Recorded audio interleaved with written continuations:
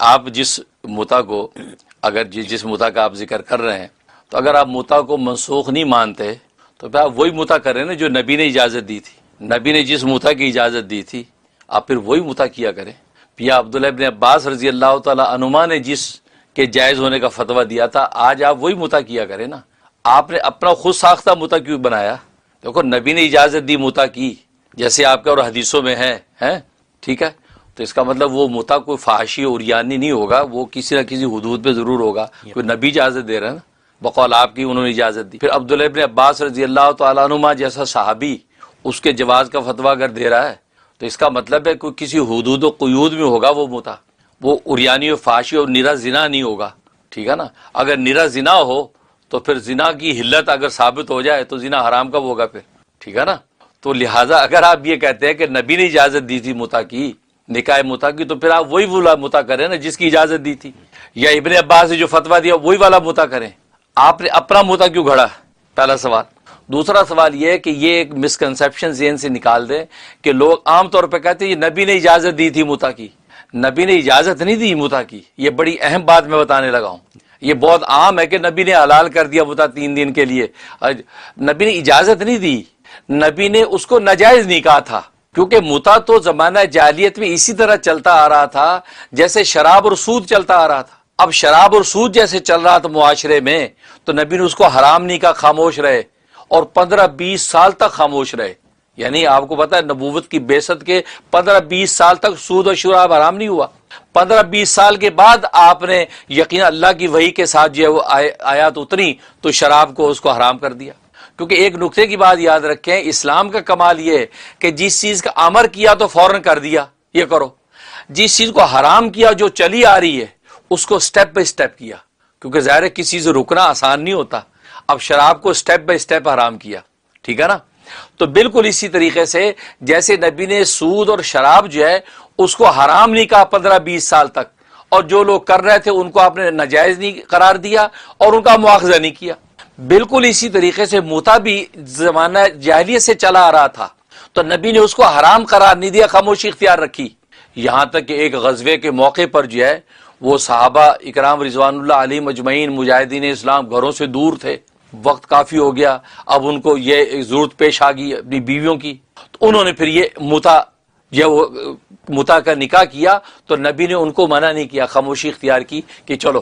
کوئی بات نہیں، بیچارے گھروں سے دور ہے، کہ کیونکہ ابھی حرمت یقینی آئی نہیں۔ اب جو 3 دن انہوں نے کر لیا، اب نبی پاک صلی اللہ علیہ وسلم پر یقیناً وحی کے ذریعے سے حرمت کو حکم آ گیا، تو نبی نے غزوہ خیبر کے بعد آپ نے اعلان کر دیا کہ متا حرام ہو گیا قیامت تک کے لیے، آپ نے منع کر دیا۔ تو اب بھی منع کیا ہے تو آپ نے جائز کبھی نہیں کہا، حلال کبھی قرار نہیں دیا، آپ نے اسی دستور کے تحت جیسے پہلے چلا رہا خاموش رہے، لیکن مواخذہ نہیں کیا، جنہوں نے کیا ان پر مواخذہ اور سختی نہیں کی۔ لیکن جب حرمت آ گئی اب آپ نے کہہ دیا متا حرام قیامت تک کے لیے۔ غزوہ خیبر میں کہا، پھر غزوہ اوتاس کے موقع پر پھر آپ نے اعلان کو دہرایا کہ متا حرام کر دیا گیا، ٹھیک ہے نا۔ اور پھر یہ کیا ہوا، غزوہ تبوک کا جب موقع آیا تو غزوہ تبوک کے موقع پہ خیموں کے قریب آپ نے مجاہدین اسلام کی خیموں کے قریب عورتیں پھرتی نظر آئیں۔ آپ نے پوچھا بھائی یہ کون عورتیں ہیں؟ کہا جی یہ متے والی عورتیں ہیں۔ میں تو 2 مرتبہ گویا کہ اس کو حرام قرار دے چکا ہوں، اعلان کر چکا، یہ کیوں ہے؟ کیونکہ ظاہر ہے کہ اعلان آہستہ آہستہ پھیلتا ہے، بلکہ آج سوشل میڈیا میں بھی کتنے لوگوں کو بہت سی خبریں نہیں پتہ لگتی کہ یار سوشل میڈیا پہ پتہ چلا فلاں خبر، او اچھا یار میں نے دیکھا نہیں۔ جس سوشل میڈیا میں پل پل کی خبر آتی ہے اس وقت لا علمی ہو جاتی ہے، اس وقت تو اتنا سادہ زمانہ تھا کہ ایک بات 10 بندوں تک پہنچانا مشکل، تو کچھ نئے لوگوں کو نہیں پتہ چلا تو وہ ابھی بھی متا کر رہے ہیں۔ تو نبی پاک غزوہ تبوک میں غضبناک ہو گیا، حدیث میں آتے اتنے غصے ہو گئے کہ آپ کا چہرہ سرخ ہو گیا، اتنا غضب۔ تو یہ شیعہ حضرات اس بات کا جواب دیں کہ غزوہ تبوک پہ آپ اتنا غصے کیوں ہو گئے، اتنا غضب کیوں ہو گیا آپ نے متا کو سنا تو؟ کہا کہ بھگاؤ ان کو، میں منع کر چکا ہوں۔ پھر آپ جب عمرے کے لیے آئے تو آپ نے جو ہے وہ بیت اللہ کے دروازے پکڑ کے اعلان کیا، کہا کہ قیامت تک کے لیے متا حرام کر دیا گیا ہے۔ پھر حجۃ الوداع کے موقع پہ پھر آپ نے اعلان دہرایا، تاکہ حجۃ الوداع میں ساری دنیا آ چکی ہے، پھر آپ نے اعلان کیا قیامت تک کے لیے متا حرام کر دیا گیا ہے۔ اب یہ بار بار جو آپ نے حرام ہونے کا جو اعلان کیا نا، اس سے بعض لوگوں کو ایک جو ہے وہ شبہ پڑ گیا۔ وہ کیا پڑ گیا کہ لگتا ہے یہ بار بار حلال ہوا ہے، بار بار حرام ہوا ہے، یہ نقطے کی بات سمجھیں، یہ بار بار حلال نہیں ہوا، حرام آپ نے اسی وقت کر دیا غزوہ خیبر پہ، اس حرمت کو آپ دوہرا رہے ہیں۔ غزوہ اوتاس میں اس حرمت کو دہرایا کہ نہیں خبردار کوئی قریب نہ لگے،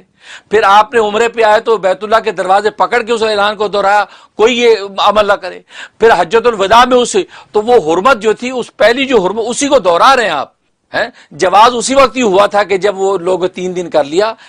باقی 3 دن میں حلت نہیں ہوئی۔ بہت سے راوی اس وقت دھوکہ کھا جاتے ہیں اور جی حلال ہوا پھر حرام ہوا، حلال ہوا، نہیں بھائی نہیں،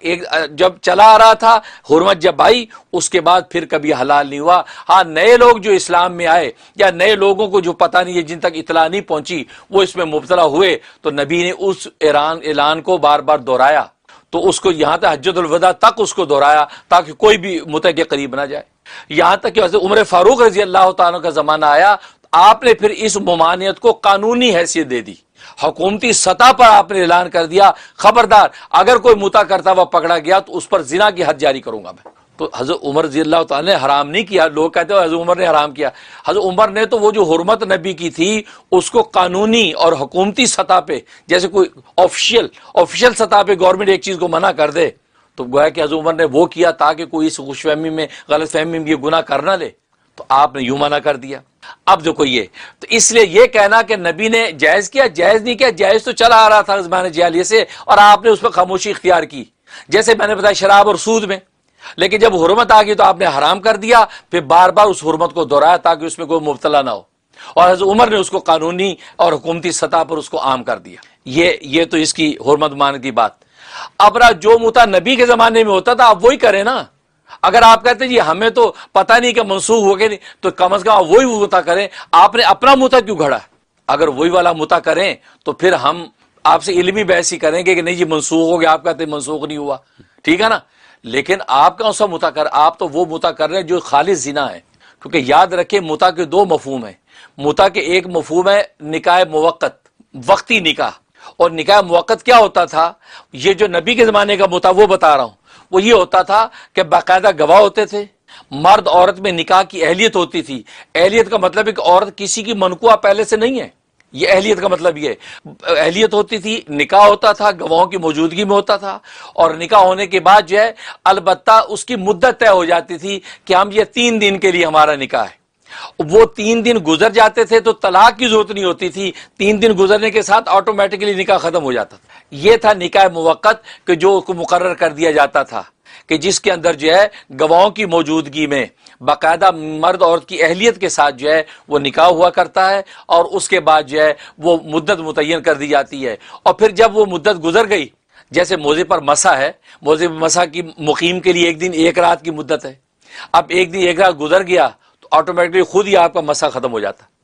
مسافر کا 3 دن 3 رات ہے، 3 دن 3 رات گزر گئے، آپ کا مسا خود بخود باطل ہو گیا۔ بالکل یوں سمجھیں کہ یہ نکاح خود بخود مدت ختم ہوتے 2 گھنٹے کے لیے کیا ہے، 2 گھنٹے ختم ہوا، آپ نکاح آٹومیٹکلی ختم، آپ کو طلاق دینے کی ضرورت نہیں، یہ وہ نکاح ہوتا تھا۔ اور پھر مزے کی بات، جب وہ نکاح ختم ہو جاتا تھا، عورت اب آگے کسی سے متع کرنے کے لیے استبراء رحم یعنی ایک مینسز گزارتی تھی، ایک ماہواری آنا ضروری ہوتا تھا،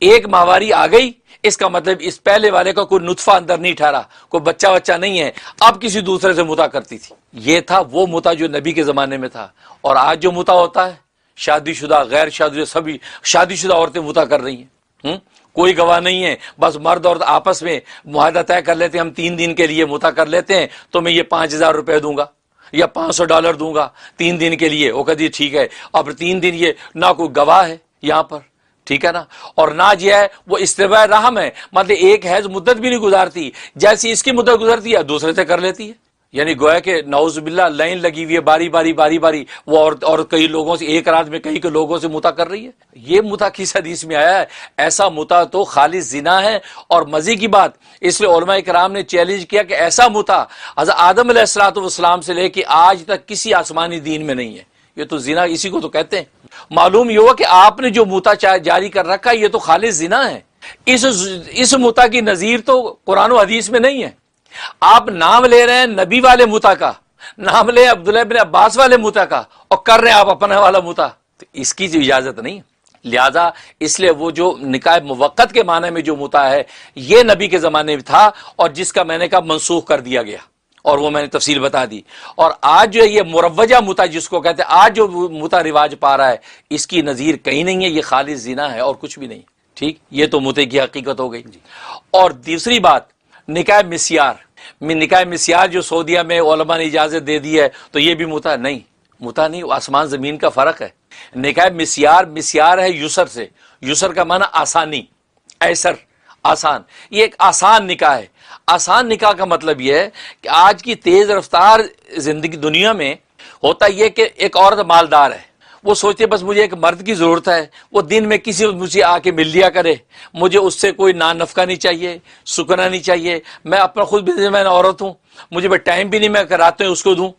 یا مرد ہے وہ اتنا بیزی ہے، وہ کہتا ہے یار میری اپنی آلریڈی فیملی ہے، میں سفر میں نکلا ہوا ہوں تو میں فیملی تو نہیں بنا سکتا کہ راتوں میں تجھے رکھوں، ہاں دن میں تیرے ساتھ ریلیشن قائم کر لوں گا اور تجھے پیسے دے دوں گا۔ ٹھیک، یہ نکاح مسیار۔ نکاح مسیار میں باقاعدہ گواہ ہوتے ہیں، مرد عورت کی اہلیت کے دونوں اہل ہیں، ٹھیک ہے نا۔ اگر مرد کی آلریڈی 4 بیویاں ہیں تو 5ویں وہ نہیں کر سکتا، جبکہ متع کے اندر تو 4 بیویاں اگر ہیں تو آپ 10 متع کر سکتے ہیں، ٹھیک ہے نا، تو وہ نہیں کر سکتا،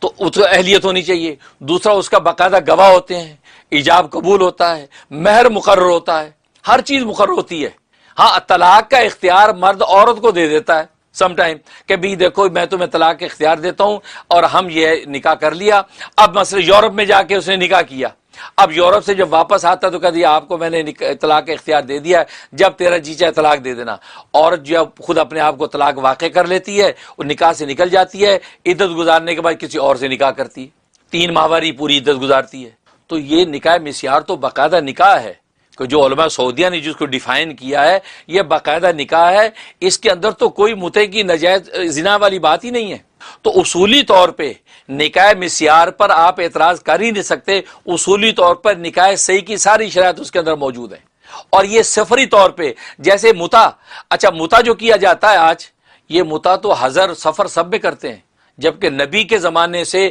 سفر کے علاوہ تو یہ متع کرنا ثابت ہی نہیں ہے۔ آپ تو وطن کے اندر بھی کر رہے ہیں، اور نبی کے یہاں سے کوئی ایسی مثال نہیں ملتی، صحابہ سے کوئی ایسی مثال نہیں ملتی کہ انہوں نے وطن میں رہ کے متع کی ہوں۔ وطن میں تو بیوی بچے فیملیاں موجود ہیں، ہاں سفر میں چلے گئے، غزوے میں چلے گئے تو ایک سفری اجازت تھی، لیکن آج کا متع تو سفر غیر سفر ہر جگہ ہو رہا ہے، اس کی گنجائش آپ کس حدیث سے نکالیں گے؟ اور جو مسیار ہے، مسیار بھی سفری طور پہ گویا کہ یا یہ کہ بیوی اگر اس کی بیمار ہے اور اس کو ضرورت ہے کہ میں کسی اور جگہ بھی اپنی جائز طریقے سے خواہش پوری کروں اور یہ بیوی افورڈ نہیں کر سکتی، تو دوسری عورت کہتی کہ ہاں ٹھیک ہے دن میں ملاقات ہو سکتی ہے، باقاعدہ نکاح کر لیتے ہیں، تو وہ باقاعدہ نکاح ہوتا ہے، ایجاب قبول ہوتے ہیں، گواہ ہوتے ہیں، یہاں تک کہ میراث تک ہوتی ہے اگر ان میں سے کوئی ایک مرے۔ لیکن وہ کیا کرتے ہیں، یہ حقوق معاف کر دیتے ہیں۔ یسر اس لیے کہتے ہیں ایک دوسرے کے حق معاف کر دیتے ہیں کہ چل اگر میں مرا تو میری میراث میں تمہارا کوئی حصہ نہیں ہوگا، وہ کہتے میں مری تو میری میراث میں تمہارا نہیں ہوگا۔ تو یہ حقوق کو کم کر دینا، معاف کر دینا، یہ تو خود احادیث سے ثابت ہے۔